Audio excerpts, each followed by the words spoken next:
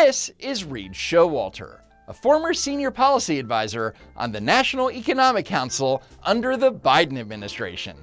Now, if you think the resume like that might come with a basic grasp of economics, well, you'd be wrong. Tax the rich. But if you tax them, they'll leave, right? We'll move our corporate offices. 100,000 new kids.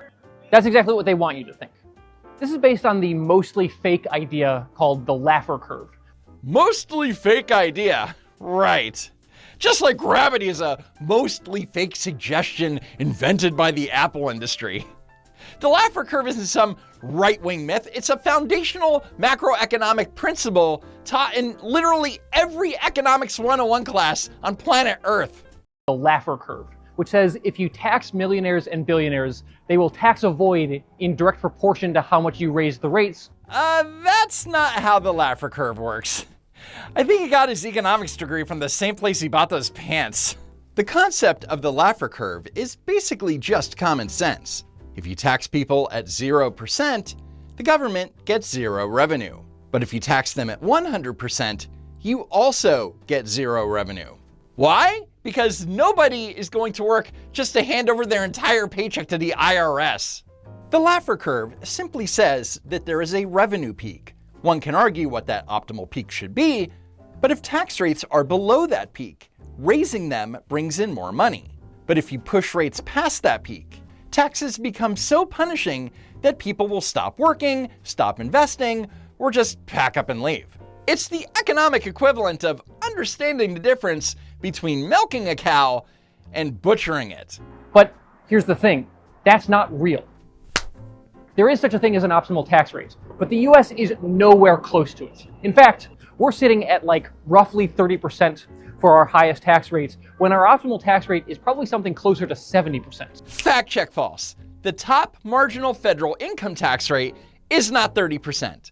It's 37%. Anyway, Reed showed this line chart of the highest marginal federal income tax rates through history. In 1981, for example, the top marginal tax rate was 69.13%, which Showalter thinks is optimal. But in reality, it meant that for every dollar that you made over $215,000, you only got to keep about 30 cents, which is disgusting. And consider California, New York, and New Jersey, where the top combined marginal tax rate in each state hovers around 50%.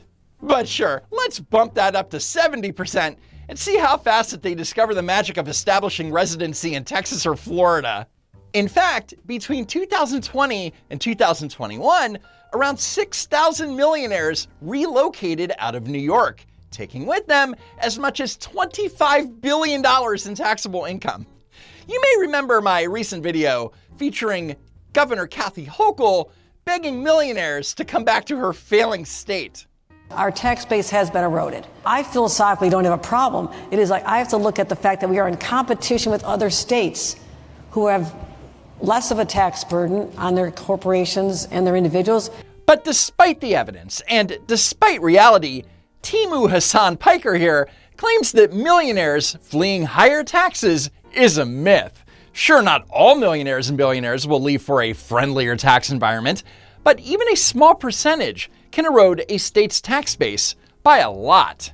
Turns out, billionaires and big businesses stay in places because they're good places to do business and it's where people want to live. There are countries with way higher taxes than us, and they're not seeing their millionaires and billionaires leave either. This is a classic political sleight of hand. He is using a chart that measures one thing to make an argument about something completely different. The graph he showed doesn't measure how much countries tax their billionaires. It measures total government tax revenue as a percentage of GDP. And you know how countries like France get to the top of that list? I'll give you a hint, Reed. It's not from taxing billionaires. No, it's because when France passed a 75% super tax on the wealthy, the rich immediately packed their bags and left. After it completely failed to generate the promised revenue, the government quietly let the tax expire at the end of 2014. And because it worked so well in France, Norway was like, hey, let's bump up our wealth tax to 1.1%. But instead of raking in an extra $146 million in tax revenue, they triggered a historic exodus of billionaires who packed up and fled to countries like Switzerland, taking an estimated $54 billion in wealth with them. This resulted in a net tax revenue loss of almost $600 million for the Norwegian government. In other words, they tried to tax the rich, and the government literally ended up poorer. But sure, tell me again how they never leave, Reed. And by the way, the reason why France and Denmark are at the top of the list that Reed showed, well, it's because they tax the absolute out of the middle class using massive 20 to 25% national sales taxes. But great job, Reed. You're doing God's work. There are these high visibility stories every now and again of 1 or 2 billionaires who say they're going to leave and actually do, but it's basically no people in the grand scheme of things. Did you even read the graphics you edited into your own video? The B-roll at the beginning literally shows the UK facing a record-breaking outflow of 16,500 millionaires. Oh, right. He worked for Joe Biden. Sure explains a lot. And the idea that millionaires won't move should be obvious. Millionaires, like the rest of us, just don't move that much. Here in the States, the number of millionaires that move is less than 3%, and globally, the number rounds down to 0. But by focusing solely on the raw percentage of individuals who move, Reed is conveniently ignoring the sheer scale of the money that moves with them.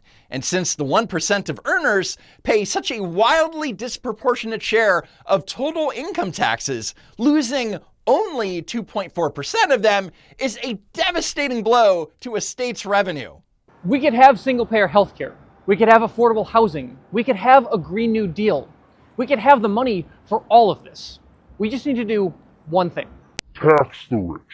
Yeah, you can't fund a progressive utopia by shaking down billionaires, holding them upside down by their ankles until the money starts falling out of their pockets.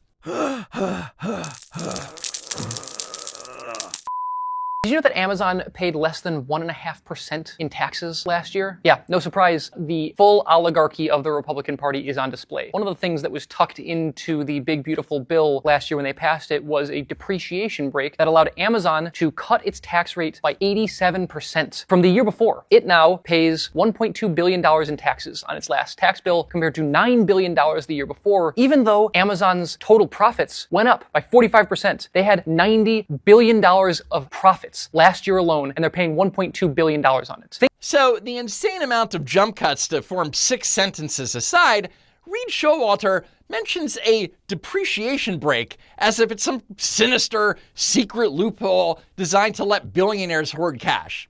It's not. It's a foundational tax principle called accelerated depreciation. The government intentionally lets companies like Amazon deduct the cost of building massive physical infrastructure upfront because they want them to keep investing in America.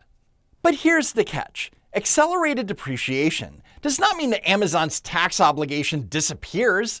It just defers it to future years. But the way that Slowalter presents it, Amazon is making record profits and getting tax breaks because of the oligarchy. Think about what your life would be like if you were paying 1.5% taxes. Well, for starters, I'd have to fundamentally misunderstand the difference between corporate taxes and personal income taxes. And then I would go outside wearing the Brotherhood of the Traveling Protest Pants, a magical garment that apparently makes you an expert on progressive economic fan fiction. Tax the rich. Anyway, that's it for now. Head on over to my super cool merch store at don'twalkrun.shop. As always, thank you for tuning in. Please subscribe to the channel, and I hope to see you next time. If there is next time.